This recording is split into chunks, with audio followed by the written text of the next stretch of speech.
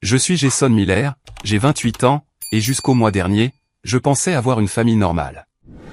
Malgré mon succès en tant que cadre dans la tech, mes parents n'ont jamais tout à fait approuvé mon choix de carrière. Rien ne m'avait préparé à ce jeudi soir où j'ai déverrouillé la porte de mon Penthouse, enlevé mes chaussures et vu mon téléphone s'allumer avec 58 appels manqués et 20 messages. Le dernier disait simplement, « Tes affaires sont dans le garage maintenant. Ryan a plus besoin de ta chambre que toi. » Mon enfance effacée en un seul texto. Avant de plonger dans le déroulement de cette trahison familiale, laissez un commentaire pour me dire d'où vous regardez. Appuyez sur le bouton j'aime et abonnez-vous pour voir plus d'histoires sur la façon de se défendre lorsque la famille dépasse les bornes. Grandir dans la banlieue du Michigan a façonné une grande partie de ce que je suis aujourd'hui, bien que pas toujours de manière positive. Ma maison d'enfance était une coloniale à 2 étages soignée avec une pelouse bien entretenue et des règles strictes assorties. Mes parents, Frank et Diana Miller, dirigeaient notre foyer avec une autorité inébranlable et des valeurs traditionnelles qui laissaient peu de place à la discussion ou à la déviation.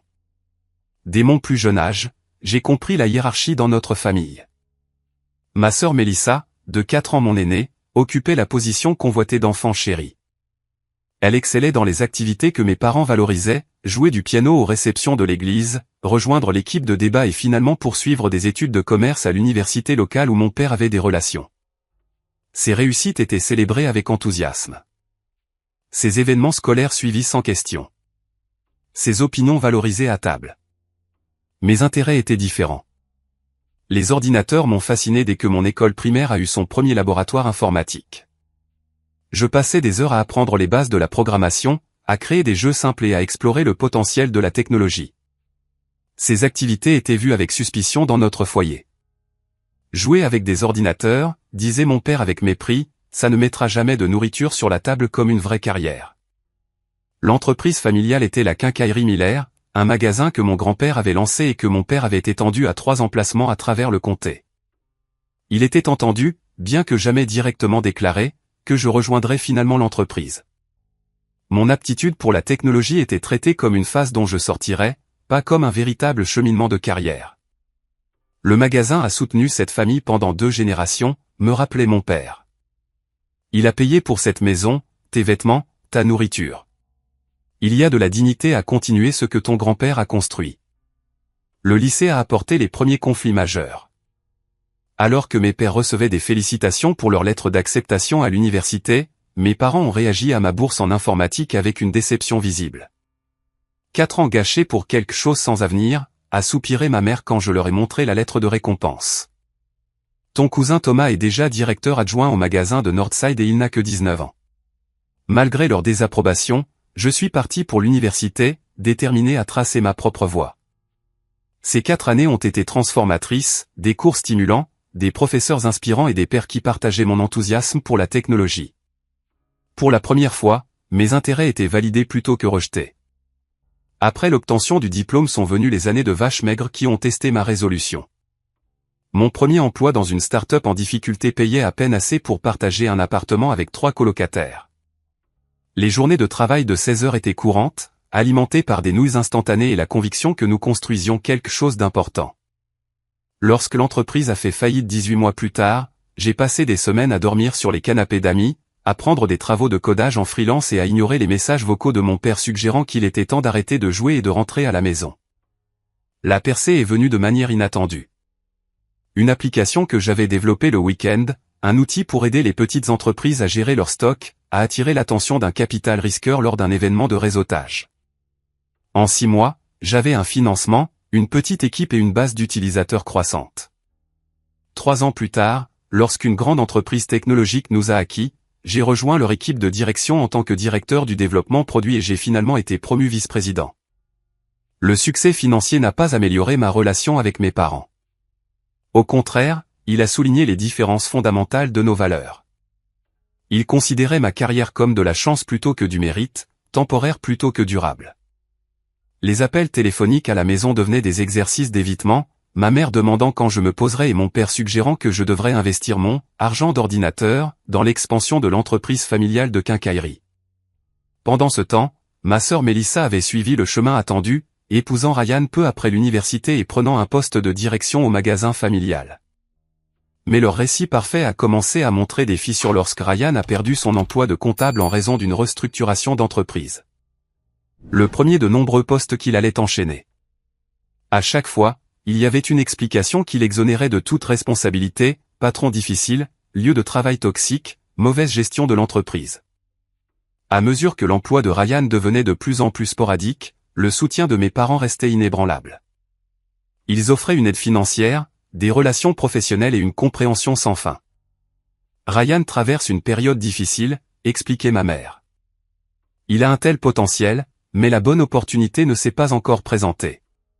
Le contraste avec leur traitement de mes premières luttes était frappant. Lorsque j'avais fait face à des revers, le message était clair: c'était la conséquence de mauvais choix. Pour Ryan, les revers étaient des circonstances malheureuses arrivant à une personne méritante. Malgré la relation tendue, j'ai maintenu le contact et fourni un soutien financier en cas de besoin.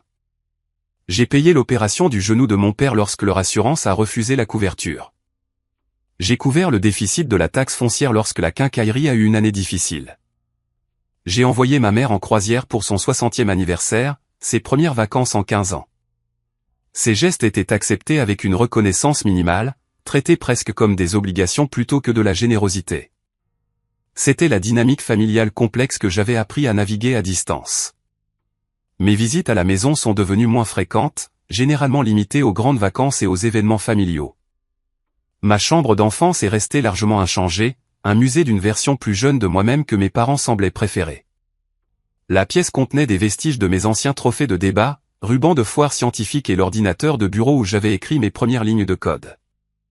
Je n'avais aucune idée que cet équilibre fragile était sur le point de s'effondrer, ou que ma chambre d'enfance deviendrait le champ de bataille d'une confrontation familiale qui couvait depuis des décennies. Le jour où tout a changé avait commencé assez ordinairement. Je suis arrivé au bureau à 7h30 du matin, me préparant pour des réunions consécutives concernant le lancement de notre nouveau produit. L'équipe de développement avait rencontré des problèmes d'intégration nécessitant une attention immédiate, et j'ai passé des heures dans la salle de conférence à travailler sur des solutions avec les ingénieurs et les chefs de projet. À 18h, nous avions résolu les problèmes critiques et établi un nouveau calendrier pour la sortie. Je suis finalement sorti pour prendre le dîner au café d'en face, laissant mon téléphone en charge dans mon bureau. L'ironie technologique ne m'a pas échappé, un dirigeant de la tech déconnecté de ses appareils pendant près de 10 heures. Ce n'est qu'après être retourné à mon bureau vers 20h que j'ai vérifié mes notifications. L'écran affichait un arriéré qui m'a noué l'estomac, 58 appels manqués et 20 SMS. La plupart venaient de ma mère et de ma sœur, avec quelques-uns de mon père. Ma première pensée fut que quelqu'un avait été blessé ou pire. Le cœur battant, j'ai fait défiler jusqu'au premier message de ce matin-là. Maman 9h13, Jason, appelle-moi dès que tu as ce message. Nous devons discuter de quelque chose d'important concernant la maison. Mélissa 9h47, maman a dit qu'elle t'avait appelé. Rappelle-la. C'est à propos de Ryan. Maman 10h22, Jason, c'est urgent. S'il te plaît, appelle à la maison. Les messages ont continué à devenir de plus en plus insistants tout au long de la journée. En début d'après-midi, le ton était passé de l'urgence à l'accusation. Maman 13h35, ton silence est très décevant. C'est une affaire de famille qui nécessite ton avis. Papa 14h05, ta mère a essayé de te joindre toute la journée. Le moins que tu puisses faire est de répondre. Mélissa 15h08, sérieusement, tu ne peux pas prendre 5 minutes pour rappeler. Certains d'entre nous ont de vrais problèmes à régler. Ce sont les messages de fin d'après-midi qui ont révélé la situation réelle et ils m'ont frappé comme un coup physique. Maman 16h22, puisque tu ne réponds pas, nous avons pris la décision sans toi. Ryan et Mélissa doivent emménager temporairement. Ryan utilisera ta chambre. Nous convertissons le garage pour tes visites. C'est ce que la famille fait l'un pour l'autre. Mélissa 17h10, maman t'a parlé de la situation de la chambre. Ryan a encore perdu son travail et notre propriétaire vend l'immeuble. Nous devons économiser de l'argent et aider maman et papa. Tu n'es jamais là de toute façon, alors arrête d'être égoïste. Papa 17h45, ta mère est contrariée que tu n'aies pas rappelé. Ryan est déjà en train d'emménager certaines choses. Le garage sera parfaitement bien pour tes visites. Tu ne rentres à la maison que 2 fois par an de toute façon. Le dernier message était arrivé juste 30 minutes avant que je vérifie mon téléphone. J'ai fixé mon téléphone, incrédule. Ils avaient vidé ma chambre sans permission, mis mes affaires en boîte et m'avaient relégué au garage inachevé, tout en s'attendant à mon accord et mon soutien. L'hypothèse de conformité était peut-être l'aspect le plus choquant. Il n'y avait eu aucune véritable tentative de discussion, juste une notification de décision déjà prise. Les appels manqués peignaient un tableau similaire. Il y avait des messages vocaux allant de l'inquiétude à la cajolerie jusqu'à la colère pure et simple. Le dernier message vocal de ma mère apportait le coup de grâce. Jason, ton silence en dit long sur tes priorités. Ryan et Melissa sont aussi de la famille, et ils ont besoin de notre aide en ce moment. Le garage est parfaitement habitable, et nous pouvons ajouter un chauffage d'appoint pour les visites d'hiver. C'est ce que les familles font l'une pour l'autre. Ta sœur ferait la même chose pour toi. J'étais assis à mon bureau, stupéfait par l'audace de tout cela. La chambre elle-même n'était pas le problème. J'avais mon propre logement et je restais rarement pour la nuit lors des visites. C'était le mépris total pour moi en tant qu'individu, le traitement cavalier de mes affaires et l'hypothèse que j'accepterais ce traitement sans poser de questions. Mon premier instinct a été d'appeler immédiatement et d'exprimer mon indignation. Mais quelque chose m'a arrêté. L'expérience m'avait appris que les réponses enflammées à mes parents menaient rarement à des résultats productifs. Au lieu de cela, j'ai envoyé un texto à mon meilleur ami, Marcus, quelqu'un qui avait été témoin de ma dynamique familiale pendant des années. Besoin de perspective. Parents ont donné ma chambre au beau-frère sans demander, déplacé mes affaires au garage et sont maintenant fâchés que je ne sois pas reconnaissant. Est-ce que je réagis trop? Marcus a appelé immédiatement. Mec, tu es sérieux? C'est tordu. Ils ont décidé ça aujourd'hui et s'attendaient à ce que tu sois disponible pour consulter selon leur emploi du temps pendant que tu travailles. Son indignation a aidé à clarifier mes pensées. Ce n'était pas un incident isolé, mais une partie d'un schéma de manque de respect qui caractérisait notre relation depuis des années. Mes sentiments et mes limites n'avaient jamais reçu la même considération que ceux de ma sœur ou de son mari. « Qu'est-ce que tu vas faire ?» a demandé Marcus après que j'ai expliqué toute la situation. « J'ai besoin de temps pour réfléchir », ai-je répondu. Les appeler ce soir ne mènerait qu'à un concours de cris. « Quoi que tu décides, souviens-toi que ce n'est pas un comportement normal », a dit Marcus avant de raccrocher. Les familles saines discutent des changements majeurs. Elles n'exigent pas la conformité et ne punissent pas les questions. J'ai passé le reste de la soirée dans mon penthouse, entouré de la vie que j'avais construite pour moi-même, contemplant comment répondre à cette dernière crise familiale. L'ironie ne m'a pas échappé.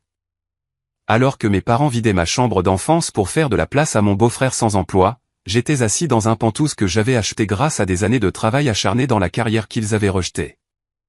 En allant me coucher ce soir-là, j'ai pris une décision. Je conduirai jusqu'à la maison de mes parents le lendemain pour voir la situation de mes propres yeux et avoir une conversation attendue depuis longtemps sur le respect et les limites. Le temps d'éviter le conflit pour maintenir la paix était révolu. Le trajet de 3 heures jusqu'à la maison de mes parents le lendemain matin m'a donné beaucoup de temps pour organiser mes pensées.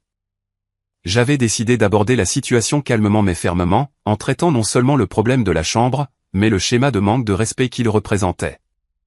Au moment où je me suis garé dans l'allée familière, je me sentais prêt pour tout ce qui m'attendait.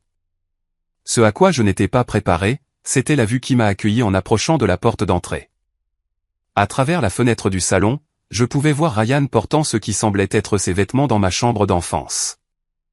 La porte était ouverte, et de mon point de vue, je pouvais voir que la pièce avait déjà été transformée. Mon bureau avait disparu, remplacé par l'équipement d'exercice de Ryan. Les étagères qui avaient contenu mes manuels d'informatique affichaient maintenant les souvenirs sportifs de Ryan. J'ai pris une profonde inspiration et j'ai sonné. Ma mère a répondu, son expression initiale de surprise rapidement masquée par une attitude défensive. « Jason, nous ne t'attendions pas aujourd'hui. Tu aurais pu appeler d'abord. » Son ton suggérait que c'était moi qui enfreignais le protocole. J'ai pensé qu'il valait mieux discuter de la situation en personne, ai-je répondu, gardant mon sang-froid. Puis j'entrai. Elle s'est écartée à contre-cœur. À l'intérieur, mon père était assis dans son fauteuil inclinable à regarder un match de baseball. Il a hoché la tête en guise de reconnaissance mais ne s'est pas levé. « Alors tu as finalement décidé de répondre » a-t-il dit en coupant le son de la télévision. « Ta mère a été contrariée toute la journée d'hier. » Avant que je puisse répondre, Melissa a émergé de mon ancienne chambre. tu t'es vraiment montré. Drame comme d'habitude, Jason. Tu aurais pu juste rappeler comme une personne normale. J'étais en réunion toute la journée, ai-je expliqué, bien que je sache que la justification tomberait dans l'oreille d'un sourd. Mais ce n'est pas la question. La question est que vous avez pris une décision majeure affectant mes affaires sans même me consulter. Ma mère a croisé les bras. Te consulter? Nous avons essayé de t'appeler des dizaines de fois. Tu étais trop occupé avec ton travail d'ordinateur pour décrocher le téléphone. Et si j'avais répondu, aurait-ce été une discussion ou m'auriez-vous simplement informé de ce que vous aviez déjà décidé? Le silence inconfortable a confirmé mes soupçons. Ryan et Melissa ont besoin de notre aide en ce moment, a finalement dit ma mère, sa voix prenant le ton de martyr que je connaissais bien.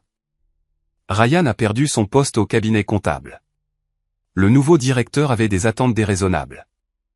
Ryan est apparu dans le couloir, l'air mal à l'aise, mais pas particulièrement désolé. Et, Jason. Dur pour la chambre, mais on apprécie vraiment que tes parents nous aident. Et vous aviez besoin spécifiquement de ma chambre parce que, ai-je incité. Mon père est entré dans la conversation. C'est la plus grande chambre à part la principale. Ryan et Melissa ont besoin d'espace. Ils ont beaucoup de choses. Tu as réussi maintenant avec ton appartement chic en ville. Tu ne vis même plus ici. Ce n'est pas la question, ai-je rétorqué. La question est le respect. Vous auriez pu m'appeler la semaine dernière, expliquer la situation et demander ce que j'en pensais. Au lieu de cela, vous avez attendu la dernière minute, exigé une réponse immédiate pendant ma journée de travail, puis agi sans mon avis. Notre maison, nos règles, a répondu mon père, retombant sur la phrase qu'il avait utilisée tout au long de mon enfance pour mettre fin aux discussions.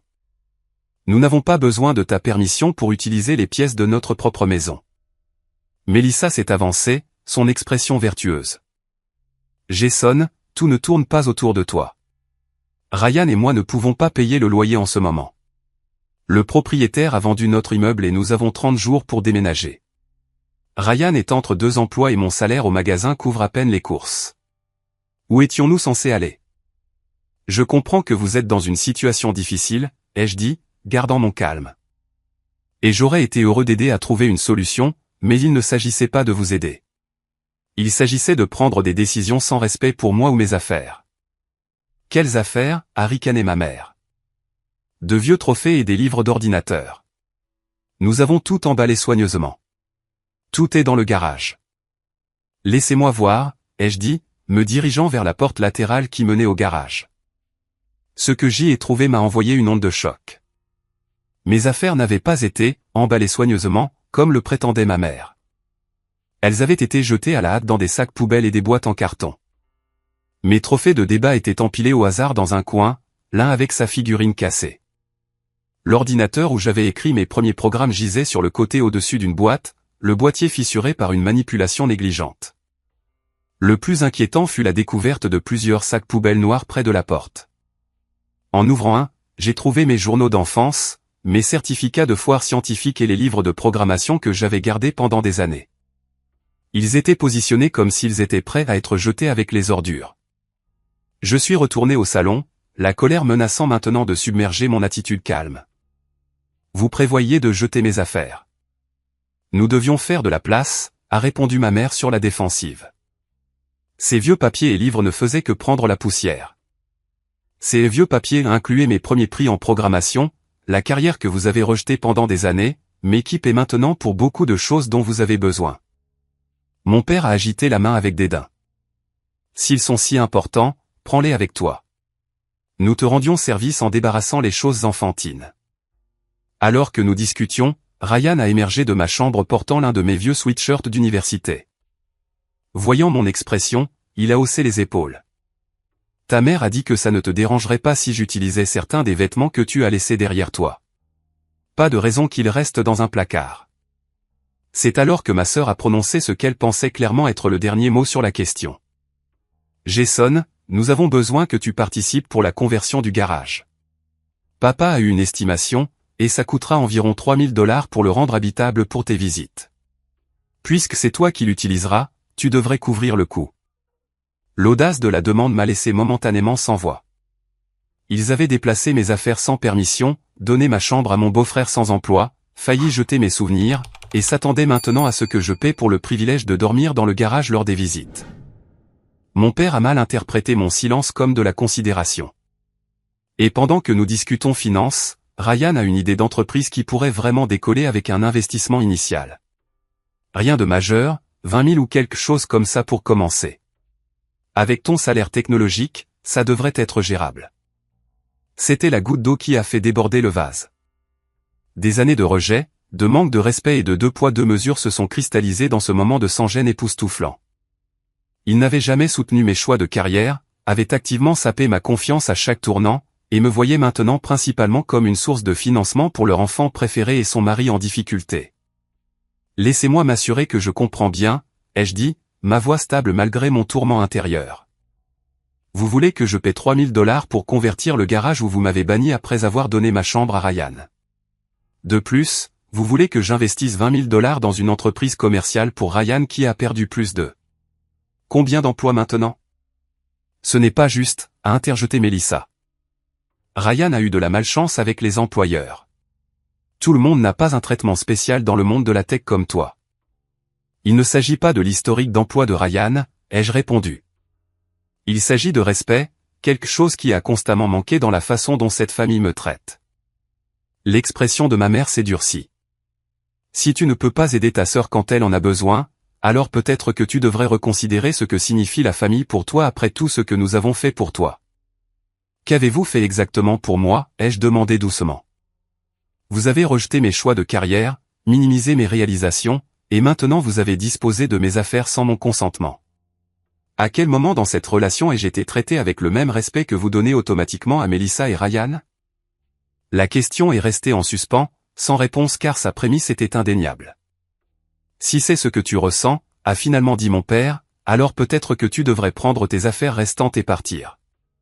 La famille signifie se soutenir mutuellement, pas tenir les comptes. C'est exactement mon point, ai-je répondu. Le soutien dans cette famille n'a jamais coulé que dans une seule direction. Sur ce, je suis retourné au garage et j'ai commencé à rassembler les objets qui comptaient le plus pour moi, le journal, les certificats et quelques souvenirs qui représentaient des étapes importantes. Pendant que je travaillais, l'ampleur de la rupture qui se produisait s'est installée sur moi. Il ne s'agissait pas seulement d'une chambre ou de possession. Il s'agissait de reconnaître un dysfonctionnement fondamental qui avait façonné notre dynamique familiale pendant des décennies. Le trajet de retour vers mon Pentouse était à la fois épuisant émotionnellement et étrangement libérateur. Pour peut-être la première fois de ma vie d'adulte, j'avais directement affronté l'inégalité qui caractérisait mes relations familiales. J'avais nommé le manque de respect qui avait été normalisé depuis si longtemps, et ce faisant, j'avais changé quelque chose de fondamental dans notre dynamique. Alors que je portais les cartons sauvés de mon enfance dans mon Pentouse, le contraste entre ma vie actuelle et la perception que ma famille avait de moi n'avait jamais été aussi frappant.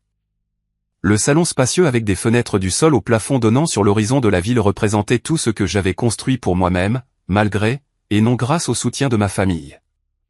Mon téléphone n'avait cessé de vibrer tout au long du trajet de retour.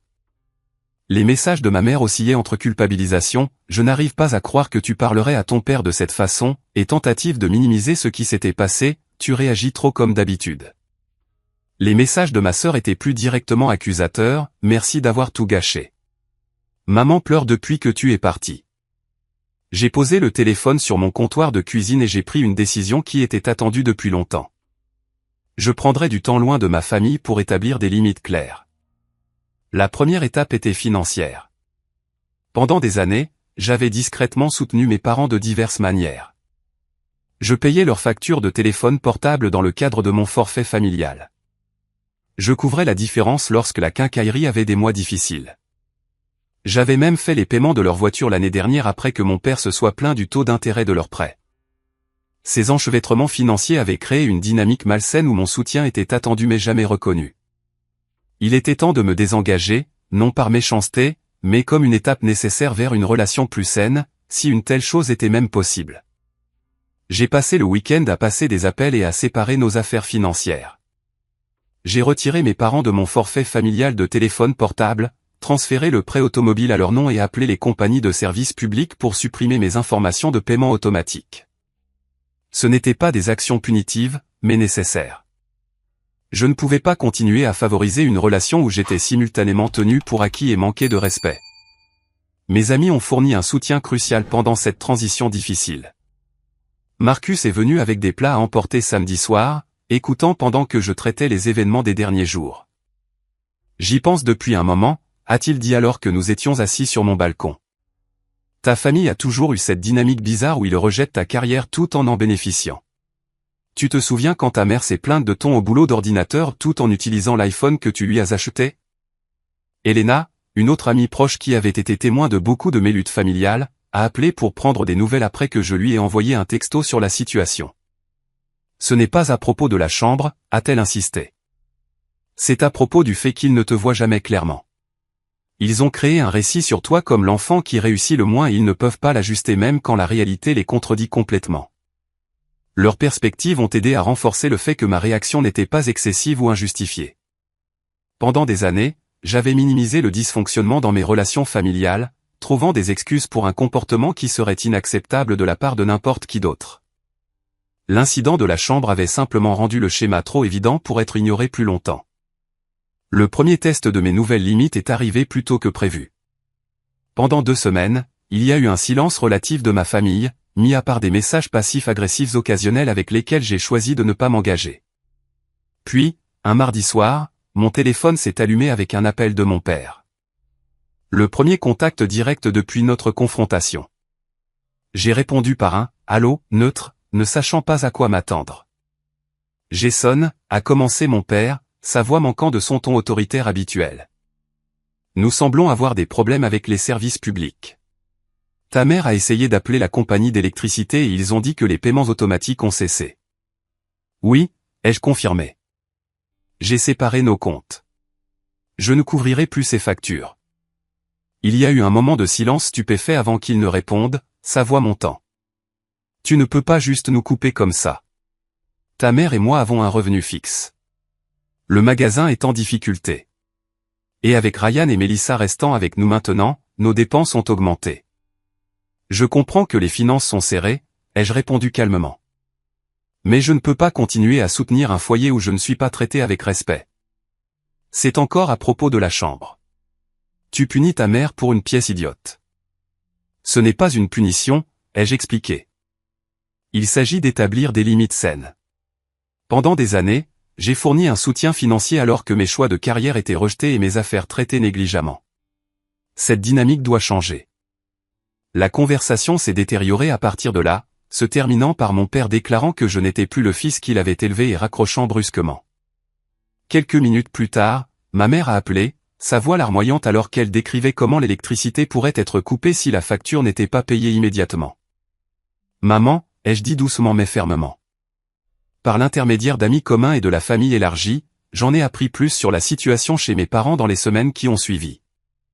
La dernière idée d'entreprise de Ryan, une application pour connecter les propriétaires avec des bricoleurs locaux, n'avait réussi à obtenir aucun investisseur supplémentaire.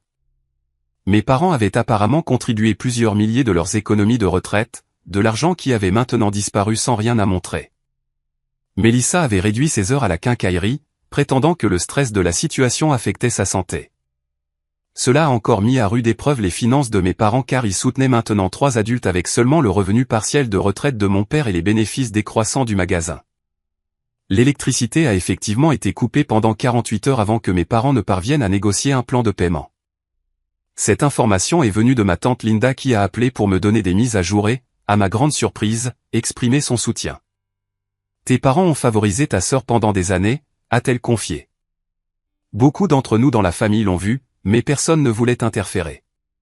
On attendait toujours de toi que tu sois le responsable, même quand tu étais plus jeune que Melissa. Sa validation de mon expérience était inattendue et émouvante. Pendant si longtemps, je m'étais demandé si ma perception de la dynamique familiale était exacte ou si j'étais trop sensible. Entendre une aînée de la famille confirmer le schéma a aidé à solidifier ma résolution de maintenir les limites que j'avais établies. 3 semaines après notre confrontation, les appels et les messages de ma famille ont commencé à changer de ton. Les textos de ma mère sont devenus apologétiques plutôt qu'accusateurs. Mon père a laissé un message vocal reconnaissant que les choses auraient pu être mieux gérées concernant ta chambre. Ma sœur a envoyé un message suggérant que nous dissipions le malaise et recommencions à zéro. Le changement était remarquable, mais pas entièrement surprenant. Avec leurs coussins financiers retirés et la réalité de leur situation devenant apparente, la réconciliation et la reprise potentielle de mon soutien étaient devenues une priorité.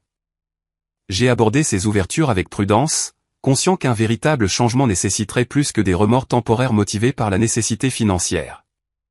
Le schéma avait été établi sur des décennies. Il ne serait pas résolu par une seule conversation ou excuse.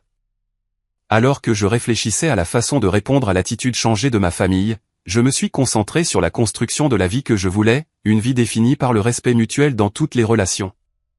Des limites claires et la liberté de poursuivre ma propre voie sans justification constante. Le voyage à venir serait difficile, mais pour la première fois depuis des années, je me sentais pleinement aligné avec mes propres valeurs et besoins. Après un mois de contact limité, j'ai reçu un appel de ma mère qui semblait différent de ses précédentes tentatives de communication. Sa voix manquait de l'accusation sous-jacente qui avait caractérisé nos récentes interactions. « Jason, j'ai beaucoup réfléchi », a-t-elle commencé. « Ton père et moi tu nous manques. Nous aimerions avoir un dîner de famille ce dimanche juste pour parler des choses. Pas de pression, pas d'attente, juste du temps en famille pour dissiper le malaise. » J'ai hésité, méfiant de retomber dans les vieux schémas. Est-ce que Melissa et Ryan seront là? Oui, ils restent toujours avec nous. Mais ce dîner concerne la guérison de notre relation avec toi. Tout le monde est d'accord pour dire que les choses ont dérapé.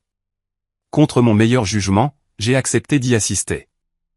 Une partie de moi espérait que la confrontation avait véritablement déclenché une réflexion et un changement. Peut-être qu'avec des limites claires établies, nous pourrions commencer à construire une dynamique plus saine. Je suis arrivé chez mes parents dimanche après-midi avec un optimisme prudent. Ma mère m'a accueilli avec une étreinte qui semblait presque désespérée dans son intensité. Mon père a offert une poignée de main et un bourru, « Content de te voir, fils. » Aussi proche de la chaleur qu'il l'affichait généralement. Le premier signe d'avertissement est venu lorsque j'ai jeté un coup d'œil vers le couloir et vu que la porte de mon ancienne chambre était décorée d'une plaque en bois indiquant « Chambre de Melissa et Ryan ». Le garage, que j'ai remarqué par une fenêtre, restait inchangé, toujours rempli de boîtes et d'équipements de pelouse sans aucun signe de la conversion qu'ils avaient mentionné. Le dîner a commencé assez agréablement avec des conversations neutres sur la météo et les nouvelles locales. Ma mère avait préparé tous mes favoris d'enfance, rôtis, purée de pommes de terre et tarte aux pommes pour le dessert. L'effort était transparent mais apprécié. Cependant, pendant que nous mangions, la conversation a progressivement dérivé vers des questions financières. Mon père a mentionné les difficultés persistantes de la quincaillerie.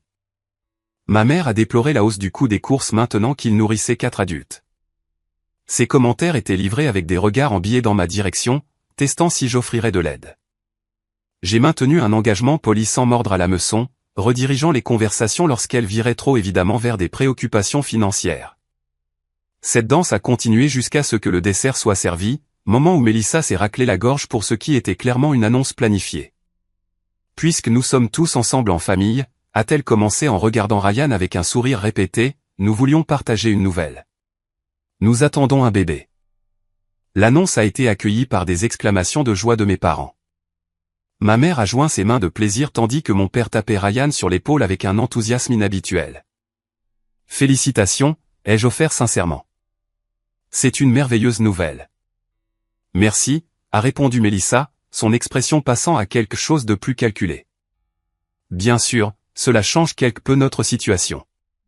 Nous aurons certainement besoin de plus d'espace maintenant, surtout une fois que le bébé sera là.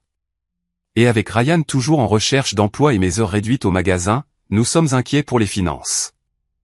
Et c'était là. Le véritable but du dîner de réconciliation, non pas aborder le manque de respect ou établir des limites plus saines, mais tirer parti d'une nouvelle circonstance pour un soutien supplémentaire. Mon père s'est penché en avant. Jason, ta sœur va avoir besoin d'aide pendant cette période. La famille doit se rassembler pour des moments comme celui-ci. Nous pensions, a ajouté ma mère, sa voix douce mais insistante, que peut-être tu pourrais reconsidérer d'aider à nouveau avec les factures, juste temporairement jusqu'à ce que Ryan trouve un poste convenable, et peut-être que tu pourrais aider avec certaines dépenses de bébé. Les berceaux et les poussettes sont si chers de nos jours. La manipulation était si transparente que j'ai failli rire. Il m'avait invité à dîner sous prétexte de réconciliation uniquement pour me tendre une embuscade avec de nouvelles attentes financières déguisées en obligations familiales. Je remarque que le garage est toujours intact, ai-je observé en changeant de sujet. Je pensais que vous prévoyiez de le convertir en un espace pour moi. Ma mère a agité la main avec dédain. Eh bien, avec la nouvelle du bébé, nous devrons peut-être repenser ce plan. Le garage pourrait faire une bonne salle de jeu éventuellement, mais c'est une discussion pour une autre fois. Je vois, ai-je répondu, les pièces se mettant en place. Donc, ma chambre est définitivement celle de Mélissa et Ryan. Maintenant, le garage deviendra une salle de jeu, et mon rôle est de financer tout cela tout en n'ayant aucun espace à moi dans la maison familiale. Ne sois pas si dramatique, a claqué Mélissa. Il s'agit d'un bébé, ta nièce ou ton neveu. Vas-tu vraiment faire de ça une histoire d'arrangement de chambre? Ce n'est pas à propos des chambres, ai-je expliqué calmement. C'est à propos de schémas de comportement. Je suis venu ici ce soir en espérant que notre conversation précédente avait mené à une réflexion sur la façon dont cette famille me traite. Au lieu de cela, je trouve que rien n'a changé à part la stratégie pour demander de l'argent. L'expression de mon père s'est assombrie. Donc, tu n'aideras pas ta sœur après tout ce que nous avons fait pour toi. Qu'avez-vous fait exactement pour moi, ai-je demandé, faisant écho à la question de notre confrontation précédente. Quand avez-vous soutenu mes choix ou célébré mes succès? Quand avez-vous traité ma carrière comme précieuse plutôt que de la rejeter comme jouer avec des ordinateurs? Nous t'avons donné un toit, a interjeté ma mère. Nous t'avons nourri, habillé, éduqué. Ce sont des responsabilités parentales de base, ai-je rétorqué. Ce ne sont pas des faveurs spéciales qui exigent une dette à vie. Ryan, qui avait été inhabituellement silencieux, a finalement pris la parole. Écoute, Jason, je sais que les choses ont été tendues, mais avec le bébé qui arrive, nous devons mettre de côté nos différends. Ta sœur va être mère. Cela ne signifie-t-il rien pour toi? Bien sûr que si, ai-je répondu. Et je serai heureux d'être impliqué dans la vie de ma nièce ou de mon neveu. Mais cette implication ne peut pas être assortie de conditions financières ou être utilisée comme levier pour extraire un soutien. La façade de la réconciliation s'est effondrée entièrement à ce moment-là. Mon père m'a accusé d'être égoïste et ingrat. Ma mère s'est retirée dans les larmes et les commentaires culpabilisants sur la loyauté familiale. Mélissa alternait entre la colère et la détresse performative sur le stress affectant sa grossesse. Alors que les accusations volaient, j'ai maintenu un extérieur calme qui démentait ma déception interne. J'avais sincèrement espéré un changement, une certaine reconnaissance des schémas dysfonctionnels qui avaient caractérisé notre famille pendant des années. Au lieu de cela, j'ai trouvé les mêmes comportements manipulateurs simplement adaptés aux nouvelles circonstances. Je pense qu'il est temps pour moi de partir, ai-je finalement dit en me levant de table. Ce dîner n'était pas une réconciliation. C'était pour rétablir l'accès à mon soutien financier. Comment oses-tu, a haleté ma mère. Nous t'avons invité ici par amour. Si c'était vrai, ai-je répondu, alors mon refus de fournir de l'argent n'entraînerait pas cette réaction. Dans une relation saine, l'amour n'est pas conditionnel au soutien financier. Alors que je me dirigeais vers la porte, Mélissa a lancé ce qu'elle pensait clairement être une pique dévastatrice. Si tu pars maintenant, ne t'attends pas à faire partie de la vie de ce bébé. Je me suis retourné une dernière fois. Le trajet de retour était lourd de finalité. J'avais donné une chance réelle à la réconciliation, espérant que des limites claires pourraient mener à des interactions plus saines. Au lieu de cela, j'avais découvert que les schémas étaient trop profondément ancrés pour des solutions simples. Aussi douloureuse que fut la réalisation, elle apportait aussi de la clarté. Aller de l'avant nécessiterait d'accepter que la dynamique familiale pourrait ne jamais changer. Mes options étaient de continuer à participer au dysfonctionnement ou de construire une vie définie par des relations plus saines, même si cela signifiait créer une distance avec ma famille d'origine. Cette nuit-là, j'ai pris la décision difficile de bloquer temporairement les numéros de ma famille. Ce n'était pas une solution permanente, mais j'avais besoin d'espace pour traiter les événements de la soirée sans la pression constante de leurs messages et appels. Les limites que j'avais établies n'étaient pas respectées, et parfois la seule façon d'appliquer une limite est de supprimer physiquement la possibilité de sa violation. En regardant les lumières de la ville depuis la fenêtre de mon Penthouse, j'ai ressenti un mélange complexe de chagrin et de résolution. La famille que j'avais toujours espérée n'existait peut-être pas, mais je pouvais toujours créer des liens basés sur le respect mutuel et l'affection véritable. Le chemin à suivre serait difficile, mais nécessaire pour mon propre bien-être. Les mois qui ont suivi le dîner de réconciliation raté ont été transformateurs d'une manière que je n'avais pas anticipée. Sans la ponction constante du drame familial, je me suis retrouvé avec de l'énergie émotionnelle à investir dans la croissance personnelle et des relations significatives. La première étape de mon parcours de guérison a été de trouver un thérapeute spécialisé dans les dynamiques familiales. Le docteur Lipton m'a aidé à comprendre que le comportement de ma famille suivait des modèles classiques d'enchevêtrement et de permissivité. Nos séances hebdomadaires sont devenues un espace pour démêler des années de conditionnement qui m'avaient laissé me sentir responsable du bien-être de ma famille tout en recevant peu de soutien en retour. Ce que vous décrivez est une dynamique courante dans les familles avec un fort identifié et un nécessiteux identifié, a-t-elle expliqué lors d'une séance particulièrement perspicace.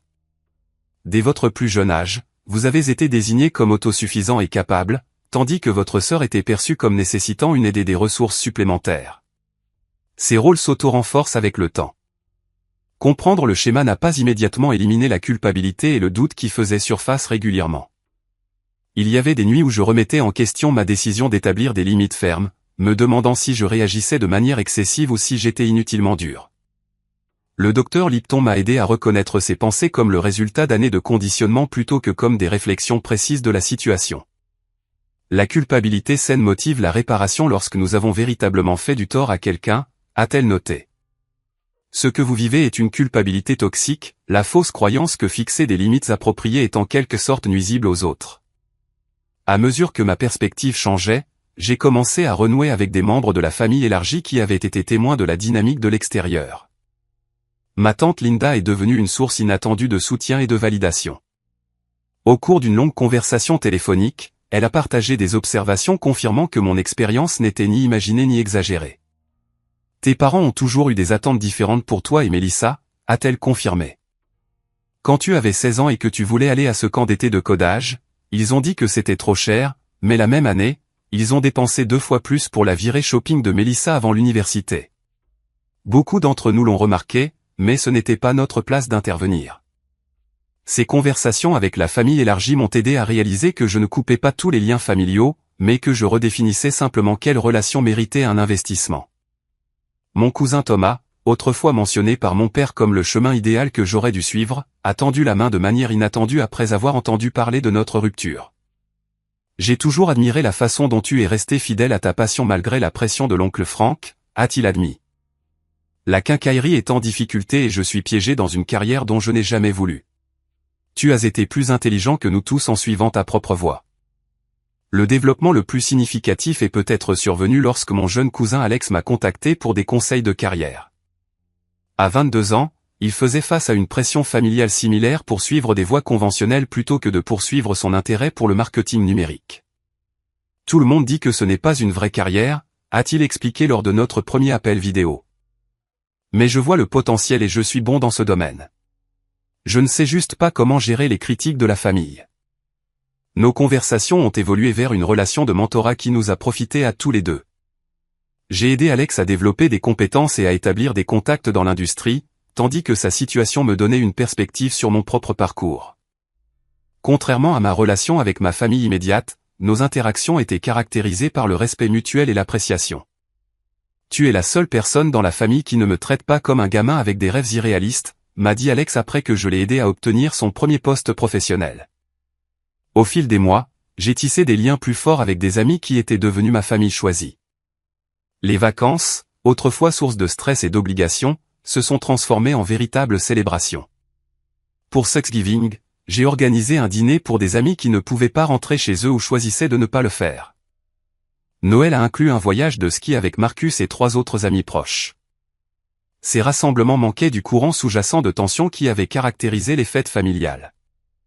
Il n'y avait pas de commentaires passifs-agressifs, pas de comptage des affronts perçus, pas d'attente au-delà de profiter de la compagnie des uns des autres. Je me suis retrouvé à me détendre d'une manière qui n'avait jamais été possible lors des événements familiaux. Professionnellement, l'absence de drame familial m'a permis de me concentrer plus pleinement sur ma carrière. J'ai dirigé un projet majeur qui a étendu la part de marché de notre entreprise et a abouti à une promotion au poste de directeur de l'innovation. L'ironie ne m'a pas échappé, la carrière que mes parents avaient rejetée comme « jouer avec des ordinateurs » m'avait fourni une sécurité financière et un épanouissement professionnel bien au-delà de tout ce que la quincaillerie familiale aurait pu offrir. Par l'intermédiaire de connaissances communes, je recevais occasionnellement des mises à jour sur la situation de ma famille immédiate. La quincaillerie avait continué son déclin, fermant finalement 2 des 3 emplacements. Ryan avait enchaîné plusieurs autres emplois, aucun ne durant plus de quelques mois. Mélissa avait donné naissance à un petit garçon, mes parents assumant la responsabilité financière principale de nombreuses dépenses. Ces mises à jour ne déclenchaient plus la culpabilité et la responsabilité qu'elles auraient autrefois provoquées. J'avais fini par comprendre que mon soutien financier avait favorisé le dysfonctionnement plutôt que d'aider. En retirant ce soutien, j'avais forcé une confrontation avec la réalité qui, bien que douloureuse, était nécessaire pour toute possibilité de changement véritable. 6 mois après notre dernière interaction, ma mère a envoyé un email qui se distinguait de ses communications précédentes. Au lieu de culpabilité ou d'accusation, il contenait une demande simple. Nous aimerions nous rencontrer en terrain neutre pour parler. Pas d'attente, pas de demande, juste parler. J'ai considéré l'invitation, en discutant soigneusement avec le docteur Lipton avant de décider d'accepter une réunion dans un café à mi-chemin entre nos maisons. L'emplacement était symbolique, ni leur territoire ni le mien, mais un espace neutre où nous pourrions interagir en tant qu'adultes sans l'histoire chargée de la maison familiale. En conduisant vers la réunion, je me suis rappelé les limites que j'avais établies et les progrès que j'avais réalisés. Quoi qu'il arrive lors de cette rencontre, je ne sacrifierai pas mon bien-être au nom d'une harmonie artificielle. Une véritable réconciliation, si elle était possible, devrait être construite sur l'honnêteté et le respect mutuel plutôt que sur la prétention qui avait caractérisé notre tentative précédente. 1 an après l'incident de la chambre qui avait catalysé des changements si profonds dans ma vie, j'étais assis en face de mes parents dans un coin tranquille du Riverside Café. L'emplacement neutre avait été une condition non négociable de mon accord pour nous rencontrer. Ma mère semblait plus âgée que dans mes souvenirs, des lignes de stress évidentes autour de ses yeux. Mon père, toujours robuste et autoritaire dans mes souvenirs d'enfance, semblait diminuer d'une certaine manière, ses épaules légèrement voûtées. « Merci d'avoir accepté de nous voir », a commencé ma mère, ses mains serrées autour de sa tasse de café. Ça signifie beaucoup. J'ai hoché la tête, attendant d'entendre leur but plutôt que de remplir le silence de réassurance. Mon père s'est raclé la gorge. L'année passée a été difficile. Le magasin est maintenant réduit à l'emplacement d'origine. Les affaires ont été lentes. Je me suis préparé à ce que je supposais suivre, une autre demande financière déguisée en réconciliation. Mais mon père m'a surpris en continuant dans une direction différente. « Ce n'est pas pour ça que nous avons demandé à te rencontrer », a-t-il dit, semblant lire mes pensées. « Nous nous débrouillons. Ta mère a pris un emploi à temps partiel à la bibliothèque et j'ai réduit les dépenses au magasin.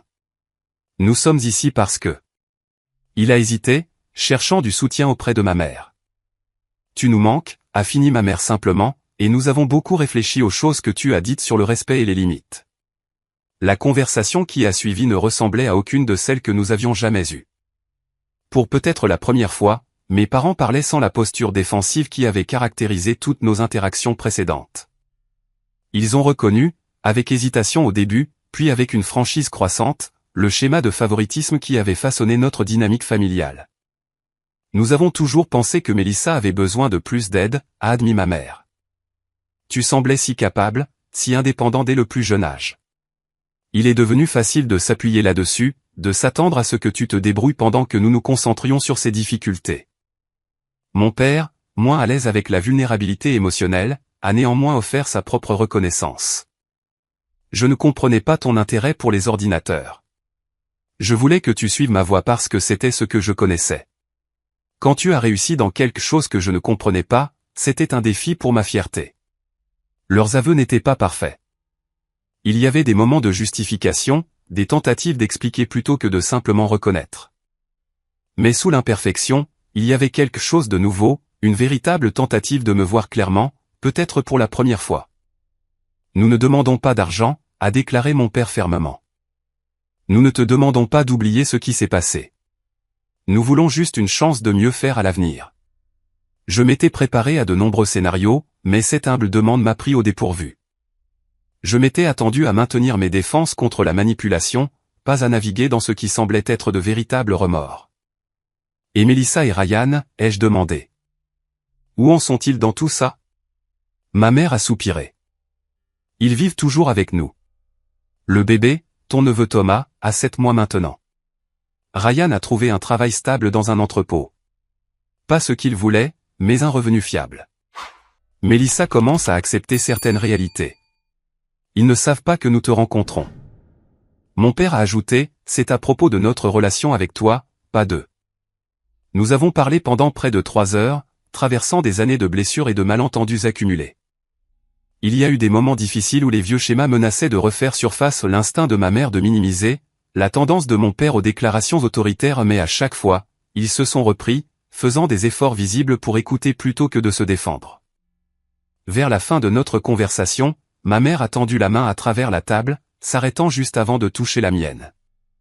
Nous aimerions faire partie de ta vie à nouveau, de la manière qui te convient. Nous savons que nous ne pouvons pas défaire le passé, mais peut-être que nous pouvons construire quelque chose de nouveau. J'ai considéré leur demande attentivement. Les progrès qu'ils avaient montrés étaient significatifs, mais j'étais aussi conscient qu'un changement durable nécessiterait un effort constant dans le temps. Les limites que j'avais établies avaient été nécessaires pour mon bien-être, et je n'étais pas prêt à les sacrifier au nom d'une réconciliation facile. J'aimerais ça aussi, ai-je finalement dit, mais ça doit être différent d'avant. Je ne peux pas revenir à l'ancienne dynamique. Nous comprenons, a hoché mon père. Nous ne demandons pas ça. Nous avons convenu de commencer petit. Des appels téléphoniques occasionnels, peut-être un dîner une fois par mois. Pas d'enchevêtrement financier, pas d'attente au-delà du respect mutuel. C'était un début timide, mais construit sur une fondation plus honnête que nous n'en avions jamais eu auparavant. Quant à Mélissa et Ryan, j'ai exprimé ma volonté de rencontrer mon neveu éventuellement, mais j'ai clairement indiqué que ma relation avec eux devrait évoluer séparément de ma relation avec mes parents. Le système familial enchevêtré qui nous avait définis pendant si longtemps était en train d'être démantelé, remplacé par des limites plus claires et des connexions individuelles.